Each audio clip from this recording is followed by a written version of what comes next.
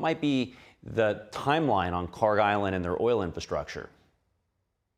Yeah, all of that is exactly right. And when you start shuttering oil fields, it really depends on the technology you have available and how fragile those fields are. This is a country that's been under extreme sanctions for a long time. It's also a country that has taken a relatively small amount of money and put it all into these giant underground facilities and missile programs and nuclear programs and so forth. By some estimates, $500 billion.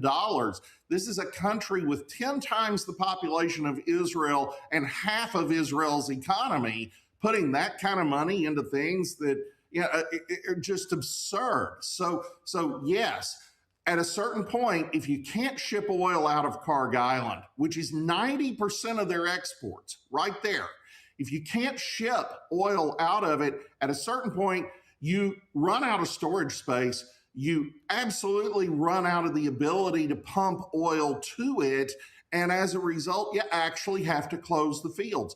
Once you do that, your best case scenario is that those come back online 5 weeks after you turn them back on. 5 weeks can easily be 7 months, depending on the quality of those fields.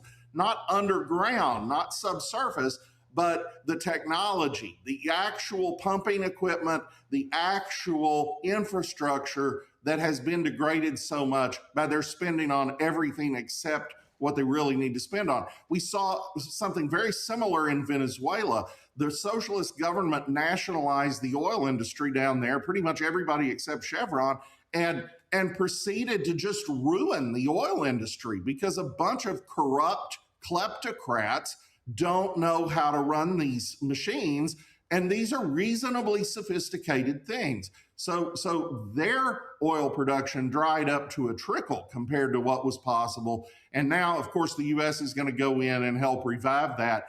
But Iran doesn't have that option right now.